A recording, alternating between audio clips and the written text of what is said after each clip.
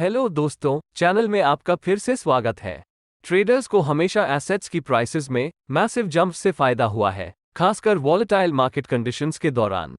इसलिए एक ट्रेडर के लिए यह महत्वपूर्ण है कि आप एसेट्स की प्राइसेस में इन मैसिव जंप्स को समझें या मार्केट्स में बने गैप्स को समझें और फिर उनके बारे में स्टडी करें और उनका एनालिसिस करें और मार्केट में उनका ट्रेड करने के तरीके खोजें।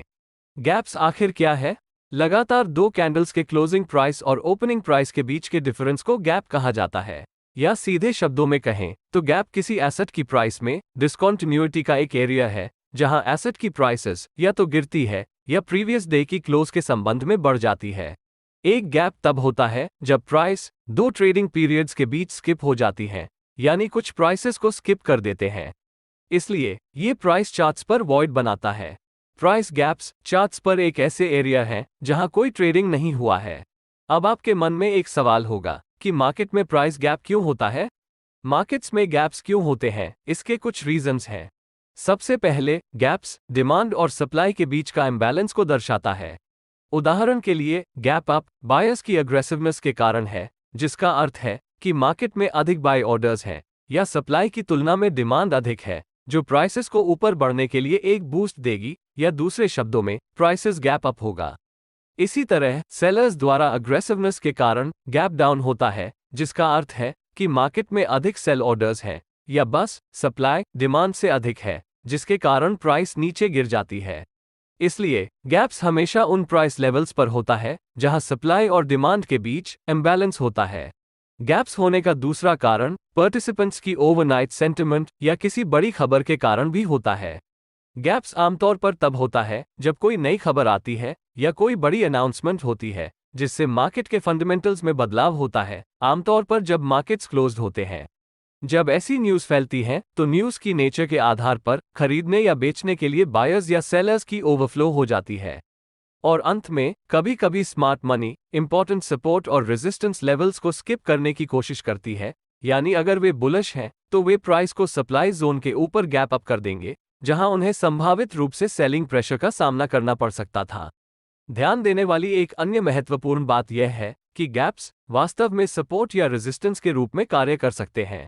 गैप अप के मामले में गैप्स सपोर्ट जोन के रूप में कार्य कर सकता है और गैप डाउन के दौरान गैप्स रेजिस्टेंस जोन के रूप में कार्य कर सकता है। हम इस पर्टिकुलर आइडिया का उपयोग इस वीडियो में आगे करेंगे। मेंशन करने लायक एक आइडिया गैप फिल की कॉन्सेप्ट है।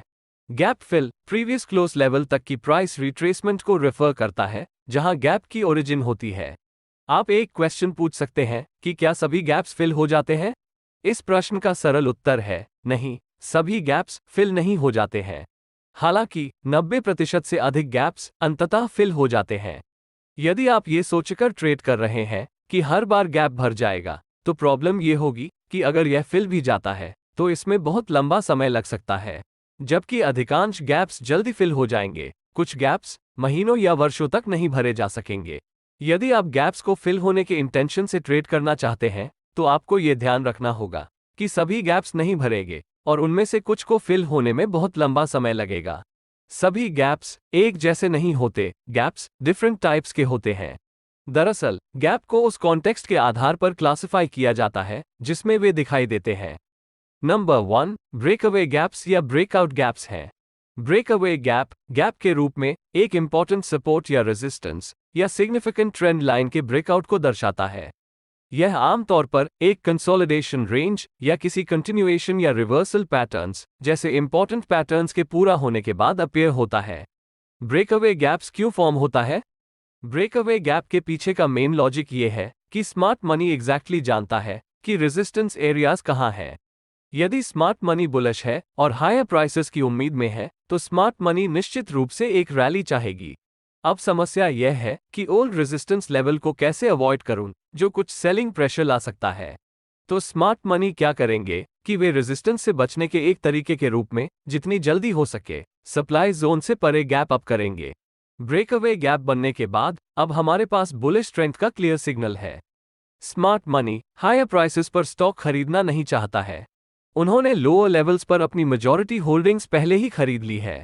इंस्टीट्यूशंस जानती है कि ओल्ड रेजिस्टेंस एरिया के ऊपर एक ब्रेकआउट मार्केट में खरीदारी की एक नई वेव पैदा करेगा। वे इस बारे में कैसे सुनिश्चित हो सकते हैं? नंबर 1, कई ट्रेडर्स जिन्होंने मार्केट को शॉर्ट कर दिया है, अब स्टॉक को वापस खरीदकर अपनी पोजीशन को कवर करने के लिए मजबूर होंगे। फिर ट्रेडर्स का एक दूसरा ग्रुप होगा जो बाइंग अपॉर्चुनिटीज के लिए ब्रेकआउट्स की तलाश कर रहे हैं। अंत में ऐसे ट्रेडर्स भी होंगे जिनके पास मार्केट में कोई ओपन पोजीशंस नहीं है, जो महसूस कर सकते हैं कि वे मिस आउट कर रहे हैं और उन्हें खरीदारी शुरू करने के लिए ब्रेकआउट इनकरेज किया जाएगा। ज्यादातर समय एक ब्रेकअवे गैप, एक ट्रैप अप मूव या फॉल्स ब्रेकआउट नहीं होगा, क्योंकि हाई वॉल्यूम्स इस प्राइस मूव्स का सपोर्ट कर रहा है। दूसरे प्रकार के गैप पर आते हैं, जो कि रनअवे गैप या मेजरिंग गैप है। इस मामले में प्राइस मूव्स कुछ समय से चल रहा है। प्राइस मूव के कहीं बीच में एक गैप फॉर्म होगा। इस तरह के गैप्स को रनअवे गैप कहा जाता है। अप ट्रेंड में ये ट्रेंड की कंटिन्यूएशन का संकेत है और डाउन ट्रेंड में ये डाउन ट्रेंड की कंटिन्यूएशन का संकेत है। तीसरे प्रकार पर चलते हैं, जो एग्जॉस्शन गैप्स है। ये आमतौर पर वीक गैप अप्स या वीक गैप डाउन्स होते हैं। ये रेजिस्टेंस तक वीक गैप अप या सपोर्ट लेवल तक वीक गैप डाउन हो सकता है। ये प्राइस एक्शन आमतौर पर आपको पोटेंशियली वीक मार्केट्स और खराब ट्रेड्स में फंसाने के लिए डिजाइन की जाती है और आपके स्टॉप लॉस को हिट कर सकती हैं। अक्सर यह मार्केट्स में फॉल्स ब्रेकआउट या फॉल्स ब्रेकडाउन का कारण बनता है। आइए जानें कि गैप्स का सक्सेसफुली ट्रेड कैसे करें। आपके बेनिफिट के लिए मार्केट गैप्स का उपयोग करने के कई तरीके हैं। हालांकि इस एपिसोड में हम मार्केट गैप्स के संबंध में ब्रेकआउट्स और रिवर्सल्स के आइडिया के बारे में बात करेंगे। ये स्ट्रैटेजीज प्रीवियस ट्रेडिंग सेशन या प्रीवियस सेशंस रेंज के हाइज और लोज के आधार पर ओपन प्राइसेस के साथ दो टाइप्स के गैप्स पर आधारित है। तो यह एक आउटसाइड गैप या फुल गैप हो सकता है। ये तब होता है जब मार्केट प्रीवियस डे रेंज के बाहर ओपन होती है, यानी कैंडल गैप अप के लिए प्रीवियस डे के हाई के बाहर ओपन होती है, या गैप डाउन के लिए प्रीवियस डे के लो के बाहर ओपन होती है। दूसरे प्रकार का गैप इनसाइड गैप या पार्शियल गैप है। इस मामले में मार्केट प्रीवियस डे रेंज के अंदर ओपन होती है, यानी गैप अप के मामले में कैंडल पिछले दिन के क्लोज प्राइस के ऊपर ओपन होती है, लेकिन पिछले दिन के हाई से ऊपर नहीं। गैप रियल है या ट्रैप है, ये डिटर्मिन करने के लिए 3 फैक्टर्स हैं। ये 3 फैक्टर्स वॉल्यूम्स, ओपनिंग प्राइस और एक पर्टिकुलर लेवल तक की पुलबैक है। वॉल्यूम्स के बारे में ब्रीफली बात करते हैं। गैप्स वैलिड है या नहीं, ये डिटर्मिन करते समय वॉल्यूम्स को ध्यान से देखना इंपॉर्टेंट है। उदाहरण के लिए, यदि शेयर ने गैप अप किया है और वॉल्यूम्स भी बढ़ रहा है और मॉर्निंग पुलबैक के बाद भी प्राइस अपने ओपन प्राइस से ऊपर रहती है, तो यह एक एक्सीलेंट साइन है कि स्टॉक और ऊपर जा सकता है। वॉल्यूम्स का उपयोग करने के अलावा आप वीवैप या वॉल्यूम वेटेड एवरेज प्राइस नामक एक इंडिकेटर का उपयोग भी कर सकते हैं, जो चार्ट्स पर वॉल्यूम्स के लिए एवरेज एडजस्टेड प्राइस को प्लॉट करता है, और इसका उपयोग करना काफी आसान है। इसके अलावा वीवैप हायर वॉल्यूम वाले प्राइस पॉइंट्स को अधिक प्रायोरिटी देता है। वीवैप के बारे में बात करते हुए, वीवैप का उपयोग आमतौर पर इंट्राडे चार्ट्स के साथ किया जाता है, ताकि इंट्राडे प्राइसेस की जनरल डायरेक्शन निर्धारित की जा सके। यह मूविंग एवरेजेस के समान है। जब प्राइस वीवैप से ऊपर है तो प्राइसेस बढ़ रही हैं, और जब प्राइस वीवैप से नीचे है तो प्राइसेस गिर रही हैं। लेकिन इस वीडियो में हम कॉन्फर्मेशंस के लिए वॉल्यूम बार्स का पालन करने के कन्वेंशनल अप्रोच का उपयोग करेंगे। अब बात करते हैं टाइम फ्रेम्स की।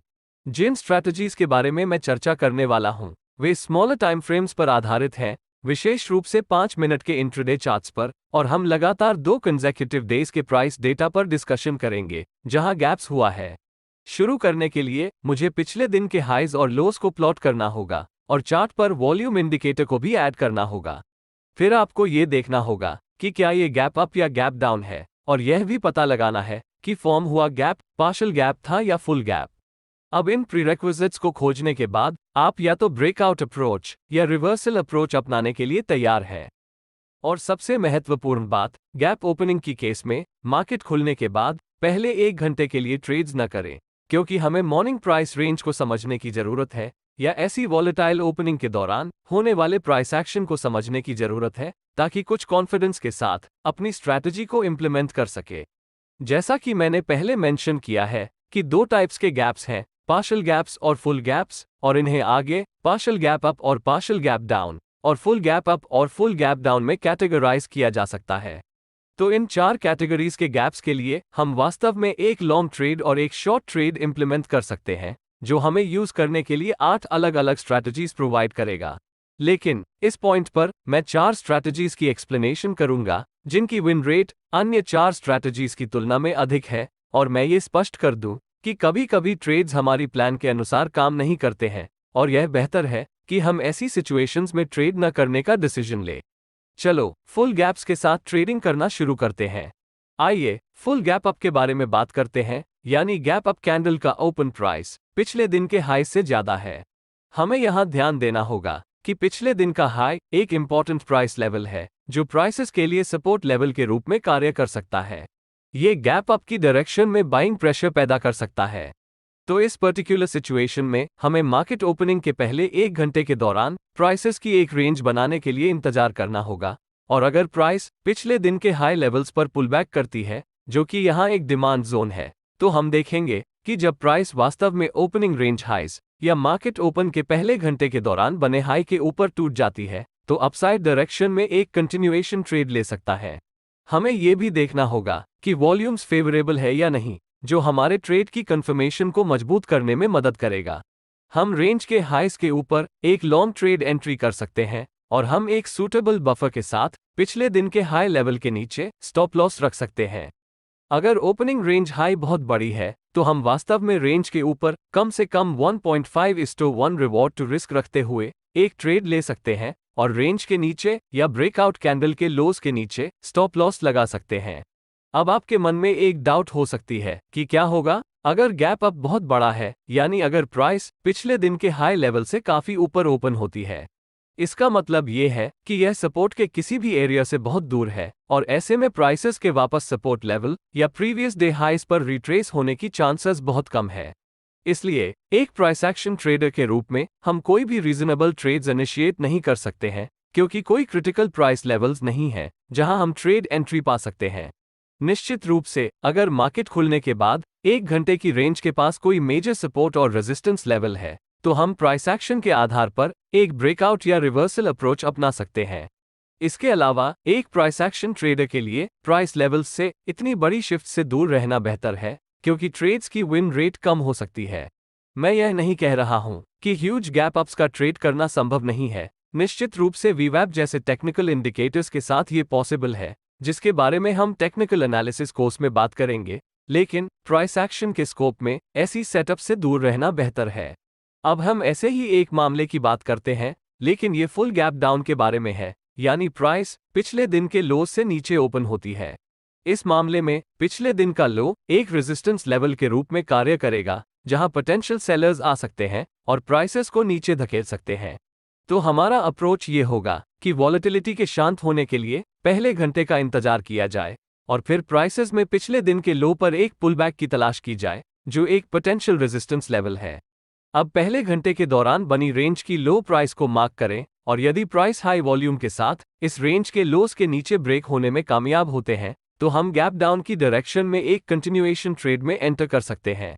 हम रेंज लो के ब्रेकआउट के नीचे एक शॉर्ट एंट्री ले सकते हैं, और हम स्टॉप लॉस को पिछले दिन के लोस से ऊपर रख सकते हैं, या यदि रेंज बहुत बड़ी है तो हम लगभग 1.5:1 के प्रीडिफाइंड रिवॉर्ड टू रिस्क के साथ एक शॉर्ट ट्रेड कर सकते हैं, और हम स्टॉप लॉस को रेंज ब्रेकआउट कैंडल के ठीक ऊपर रखेंगे।